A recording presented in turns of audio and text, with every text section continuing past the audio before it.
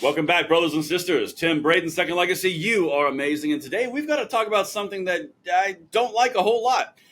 There's been an article released by Zero Hedge around the military being authorized to use lethal force in conjunction with civil police forces, which is then used to quell civil unrest.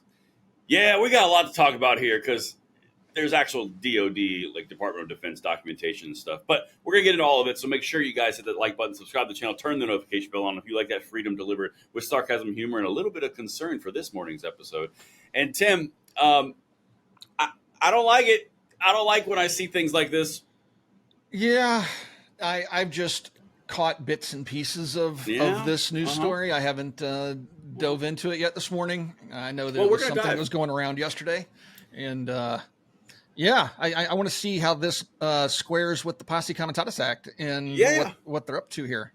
Well, that's the very interesting part. So now I did a video on this last night on my channel, and a couple people said that I was misinterpreting the actual documentation I'm about to show you guys and we're going to walk through together. So you guys can tell us in the comments if we are off base, over the target, or at least reason to be concerned as we go through this. Okay, so Tim, the article in general here, this came out from Zero Hedge, okay, and it came out a couple days ago. I believe the actual release date was October 12th, and the original documentation was from basically the end of September, or excuse me, middle of October, like a week ago. Okay, so we're in the middle of October. It's the 16th. Sorry, don't be like that. Okay, like the 9th or 10th. I've got the actual date. Give me a second. All right. Point is, it wasn't forever ago. Okay. So, the title from Zero Hedge's article is U.S. military now authorized to kill Americans on U.S. soil. So as you can see there, Saturday, October 12th, 2024. This is not exactly what you would call uninflammatory. That's going to catch some attention. Yeah. So, I really dove into this, but let's look at the accusation, and it's right there in the little quoted context right underneath via Green Med info right there. I'm going to read this to you real quick, and then I'm going to show you the documentation. So this is what they are alleging. Quote, as the U.S. prepares for one of the most controversial and closely watched elections in its history, a concerning update from the DoD Directive 5240.01 has quietly been put into effect. That number is important, 5240.01. Reissued on September 27th, 2024. There's the number. This directive governs the Department of Defense intelligence activities and now includes provisions authorizing lethal force in certain circumstances when assisting civil law enforcement. While the directive forbids assassination, which, I mean, hey, give them credit where it's due. That's a plus. Glad they put that in there. Yeah, that's a plus. That's a plus. It opens the door to lethal interventions under national security conditions. Okay, so right off the get, that doesn't sound very happy. But again, at least they put in no assassinations. I mean, like... baby steps. Yeah. I mean, when I was reading that and just talking about this subject, assassinations really didn't pop in my head, but okay. And I'm glad they didn't add, mass executions or the use of weapons of mass destruction on American soil, but at least they put in the forbidding of assassinations. On this part, they didn't. Okay. The other thing that I find interesting. So first of all, I have a natural distrust of media. Even the media that might be considered conservative in nature, I just have a natural distrust. I'm not saying this is a false article. I certainly know our government's capable of such things, but this is definitely interesting. And they're talking about assisting civilian law enforcement. There's a law that's 146 years old that's on the books. It's called the Posse Comitatus Act, which specifically prohibits the use of the military in civilian law enforcement. Correct. I mean, it specifically says you cannot use the military to police civilians in the United States with certain exceptions, right? So anyway. Correct. All right. So that's exactly where we went on this. You have to start this kind of stuff with a healthy dose of skepticism.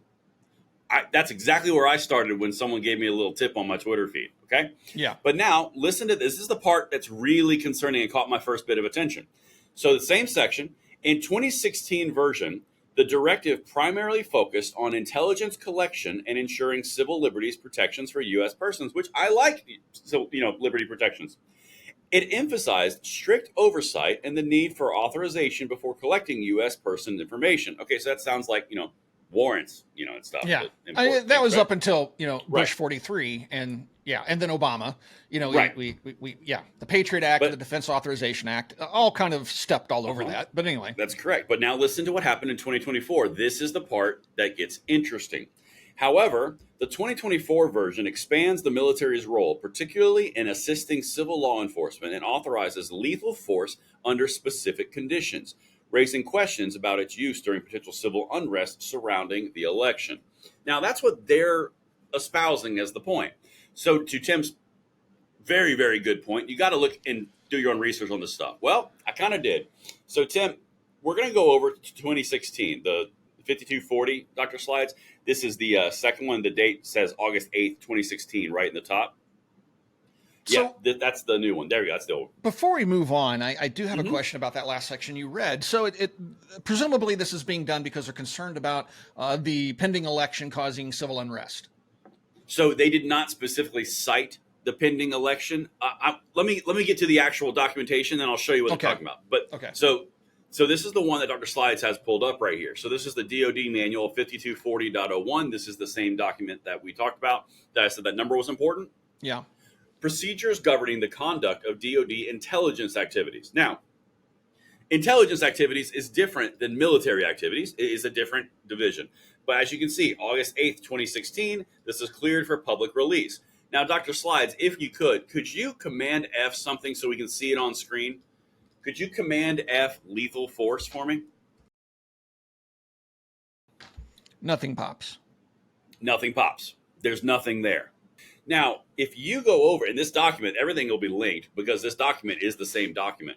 But then if you go over to 2024's new directive that they're talking about, Tim, this is where the accusations lie. This is the DoD intelligence and intelligence-related activities and defense intelligence component assistant to law enforcement agencies and other civil authorities. The same document, they just changed the title. And this is 2024, as you can see right here, September 27th, 2024, again, cleared for public release. But now, if you Command F lethal force, something changes. Dr. Slides, could you throw that for me? And then go down to page 12 once you find it. Boom. It shows up, Tim. It did not show up in 2016, but it did show up in 2024. Now, if we go down there, I'm going to kind of spend some time diving into what was actually discovered on that. As once I get down there, here we go. So this is all under the Secretary of Defense approval. And before I dive into the actual details, because you mentioned some of the things, if we're off target or we're misinterpreting something, honestly, in this case, I hope we are, because this doesn't sound very friendly, okay? Just throwing that out there, all right? Yeah. So this is underneath the Secretary of Defense approval. I'm going to read you point 1 and point 2, and then we'll do Alpha Bravo Charlie. The Secretary of Defense may approve any type of requested permissible assistance described in the paragraph above. The decision to approve requests for these types of permissible assistance described in that paragraph to law enforcement agencies and other civil authorities are reserved to the Secretary of Defense. So in this case, that would be Lloyd Austin. This is his decision. Right. Right? And that's Biden's appointed Secretary of Defense. So now you've got executive president ordering an executive position controlling this. I don't feel great about that. How do you feel about that? I don't like it. I don't like it. I'm looking into the Posse Comitatus Act because I wanted to see what the actual exceptions were. So the Posse Comitatus Act was passed during Reconstruction after the Civil War, and then there came another act called the Insurrection Act, which they kind of like play off of each other. Yeah, that's the one they tried to get Trump on. Right. And so under the Posse Comitatus Act, which is really just a simple sentence that just basically says that no federal military personnel will be used for civilian law enforcement application, right? It just basically says whoever, except in cases and under circumstances expressly authorized by the Constitution or Act of Congress, willfully uses any part of the Army or Air Force as posse comitatus or otherwise to execute the law shall be fined under this title or imprisoned not more than 2 years or both. So that was the basic sentence of the Posse Comitatus Act. Now, right. It seems that clearly under the Insurrection Act, that allows the president to deploy federal troops to stop an insurrection in a state, right? That is one express exemption, if you will. So how do they direct the department? Right. So how do they direct the Department of Justice to use lethal force in their policies going forward when there hasn't been an insurrection? So that's dude. You just nailed it. Can I jump into this next part? Yeah. Goes to that? Okay. So I'm just trying to think through this as I'm reading through the act. Okay. No, and that's fantastic. Okay, so now we've talked about who's under control. We've talked about whose decision it is. So. Right. One of the things that you mentioned earlier was like a nuclear or a biohazard or something. So this is part B, or actually, let's start with A. Provision of personnel to support response efforts for civil disturbances, which may also require presidential authorization. B, DoD response to chemical, biological, radiological, nuclear, or high-yield explosive incidents. So that's kind of what you were talking about. How do they give assistance in those areas? But this one right here, this number C, this talks to exactly what you're saying. How do you determine what the problem is? Yeah. Assistance in responding with assets with potential for lethality or any situation in which it is reasonably foreseeable that providing the requested assistance may involve the use of force that is likely to result in lethal force, including death or serious bodily injury. It also includes all support to civilian law enforcement officials in situations where a confrontation between civilian law enforcement and civilian individuals or groups is reasonably anticipated. That's the part that I'm like, whoa, wait a minute. Hold the phone. So, okay. I read to you the one exception, which was the Insurrection Act, where insurrection has to be declared in a state before the president can authorize the use of the U.S. military to assist, right? That is the one and only exception to the Posse comitatus Act. Now, it says, or by act of Congress. This is not an act of Congress. No, this is the DOD doing what the ATF and the EPA and the FCC and everybody else just got their hands slapped for, and that is just making up rules and laws out of whole cloth without actually taking it to Congress. Now, in the past, it seems that the government, the military and the government has claimed that there are constitutional exceptions to the Posse comitatus Act, but from what my research is telling me right now, there isn't anything. The only exception is with the Insurrection Act and the president being able to declare an insurrection and then send troops to that particular state that's dealing with an insurrection. Right. And so So on its face, it doesn't feel nice. Like no, this has concerning points for me. Not only does it not feel nice, I mean, anytime the government says, you know what, we're going to go ahead and authorize ourselves to kill you, that's a problem. And but secondly, frowned upon. Yeah, right. But then you have the other problem of they're literally breaking the law again, right? Well, and so they can't do this not in the way that they're doing it according to the laws as I understand them, and I'm not a legal scholar or even a lawyer, course, right? But it certainly seems to be a problem in that how they're going about this, because the only way I can see this being justified under what I understand the Posse comitatus Act to be is through Congress or through an actual insurrection that's happening. Right. Not like, well, we're planning on insurrection, so we're just going to go ahead and give the military permission to shoot people. Because it could happen. I'm going to show you the Posse comitatus in here because it's referenced one time. But before I do that, Dr. Slides, will you go down to point B? This is USD INS approval. This is just low of where you are right now. This is what, okay, so listen to this, Tim. It's just that there's so much vague, uncomfortable stuff to this. So for matters not reserved to the Secretary of Defense in that paragraph what we just talked about, the decision to approve requests for the types of permissible assistance described in that paragraph to law enforcement agencies and other civil authorities is reserved to the USD. Coordination with the Undersecretary of Defense for policy is required if the number of requested personnel exceeds 20 people, and the other one is the duration of the requested assistance exceeds 30 days. What? 30 days? What? They're just making stuff up. Like how long do you think protests are going to happen when Trump wins? Like, Good Lord, 30 days and over 20 people? Or conversely, I don't think they're worried about Trump winning. I think they might be more concerned about Trump losing because they better. I mean, if I was advising them, I'd think it the other way around. This seems right. But I'm just saying because you have to keep in mind who's writing this document. These are the people that claim January 6th was worse than 9/11 or Pearl Harbor, right? And so I think this leads back to January 6th. And this seems like the Biden administration trying to get a leg up on, gunning people down if they have a problem with them this time, because they didn't have this during 2020. This was not in place. Correct. Right. This was not in place during. And so now if there's protests that they don't like in DC or elsewhere, all Biden has to do is just say, "Oh, we got an insurrection," and deploy troops. As long as it's more than 20, he can authorize more than 20 for over 30 days. Yep, more than 20, but less than 30 days, more than 20. Yeah, but without an insurrection declaration by the president, they can do 19 people for 30 days. It's just right. So now to your point, the Posse Comitatus Act. Now this is a very interesting point as well. But I got a question though. Is it 20 19 or 20 people per state, per municipality? Doesn't say. It's per country, like in the entire continent, 20. Yeah, per request. See, per request, right? So they can just make. Well, we can only do 20 per request. So we're going to file 10,000. We're making 10,000 requests. Right. This is typical government nonsense in that they've left so much ambiguity in this that they can just do whatever they want.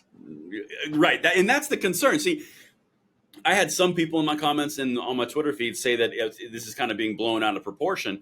I'm not suggesting that there's an act that says go forth and impact Americans in a negative manner. What I'm saying is the language in which this is constructed is concerning.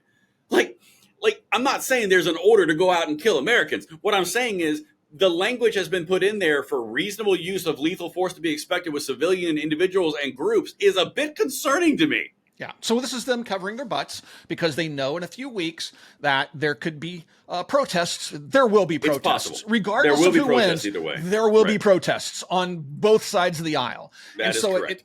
This looks like a precursor to them saying, well, we know there's going to be problems, so we're just going to go ahead and get it out there that we're just going to shoot you if we think that you're being a problem for us. Yes, it's concerning. So now it's very concerning because look, law enforcement is perfectly capable of handling unrest in their jurisdictions, and if they're not, then there's a bigger problem. We don't need the Fed sending in troops every time somebody has a grievance to air, right? The other thing. It doesn't say troops specifically. It says DOD. So now this is under an intelligence operation, and some of the people that I talked to about this who reached out to me said that this is specifically intelligence related.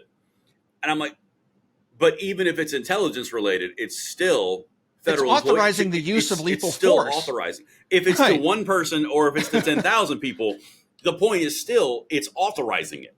Now, it's authorizing force. I don't care how they want to blanket it. It's saying we authorize the use of lethal force against American citizens in the pursuit of assisting civilian law enforcement by the U.S. military, which is in direct violation of the Posse Comitatus Act. And speaking of said Posse Comitatus Act, this you would think it'd be in a few more places in a document like this. Well, it's in here once. So, Dr. Slides, if you could search that up, it's in their 3.1 under General Principles. I'm just going to read it while you find it. So this is This is where Posse Comitatus Act comes in. So defense intelligence components may provide intelligence and non-intelligence assistance to other DoD components, including DoD law enforcement, on the same terms under which all other DoD components assist each other. This part's so fast. Listen to the language here. Defense intelligence components must consider command relationships, also known and referred to in this issuance as the Economy Act, support agreements, also known as the Posse Comitatus Act, and any other applicable law and policies, when performing missions or functions other than foreign intelligence or CI, defense intelligence components. So basically it says, you got to follow it, but lethal force is authorized if you can. I mean, it's if we violate it. Yeah. I don't know. It seems very... I don't know the right word. It's not, I wouldn't say it's nefarious. It's so vaguely written that they threw in Posse Comitatus. Like, no, we got to follow it. But by the way, by the issuance of this ruling, it violates Posse Comitatus, but we said we had to follow it. So why is that? This is common nonsense with the government in the recent era. We're not really doing this, but we're going to go ahead and do that. And then the ambiguity that's built into the document. I mean, just in a cursory review of it during the filming of this video, I haven't seen this before we started filming today. Mm-hmm. Right. there's just so much ambiguity that just jumps out of the pages at me. That they've left this wide open, and basically it looks like a directive to say, well, you know what? Yeah, there's this little thing called the Posse Comitatus Act. We're not violating that. We're just go ahead and authorizing the use of lethal force by U.S. military forces when assisting civilians, which may be in direct violation of the Posse Comitatus Act, but we're really not violating that. But we got to follow the Posse Comitatus Act, right? So we're going to follow it, but we might violate it, but we still follow it. And then they're trying to blanket it in, well, this is just intelligence gathering. Because anytime you're intelligence gathering, you got to use violence. And so it's just intelligence. And if we're out there gathering intelligence and you're getting in the way, we might have no choice but to shoot you. But hey, it's all in the name of intelligence gathering. Well, it's so vague, and it doesn't very make sense. Vague. Well, that's the thing. I think this is why your hackles kind of go up a little bit when you're reading this. It's so vague on everything around the protections. It's so vague on everything around what they're actually doing. It's so vague on who they're actually talking about, except when it comes down to the use of lethal force, in which case it's extremely explicit. Pretty clear. Yeah. It's like, wait a minute. Why couldn't you be that explicit through the entire document? I don't know. Listen, I'm just saying. You guys can tell us what you think in the comments, but I don't like when I see things like this being lethal force is fine under the authorization of the Secretary of Defense. Don't worry. It's Biden's man. We're good. It's not good. And it certainly seems to be in direct violation of existing U.S. law.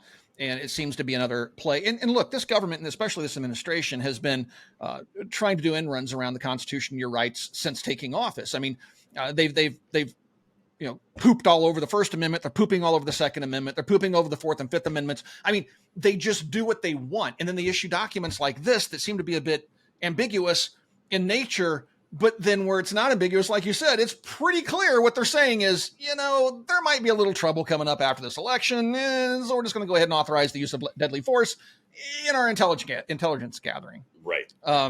Yeah, that makes no sense. So it's so vague and uncomfortable. It is. It's not cute. We really don't like it when the federal government says, you know what, we're going to go ahead and authorize ourselves to kill you under certain circumstances, but we're not violating federal law or your constitutional rights. Just do us a favor and die for me. Okay, thank you very much. So I'm not making a mount out of a molehill here. That feels uncomfy, right? Like, no, it's very uncomfortable. And look, I'm taking the extreme position, but anytime a government does something like this, it's not good, folks. And regardless of what their actual goals are here, the way that it's worded is very concerning. And it should be concerning. You shouldn't just dismiss it like, oh, well, you know what? It happens. Government's got to govern, right? And a few eggs are going to get broken. A few people are going to get shot. But in the end, it's for the common good.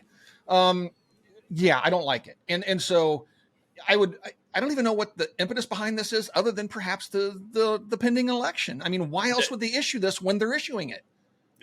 Correct. And so another thing, this is a very interesting point because I looked into this too. There's not a set date of when they routinely drop this. Okay. Sometimes it's in June. Sometimes it's in July. Sometimes it's in October.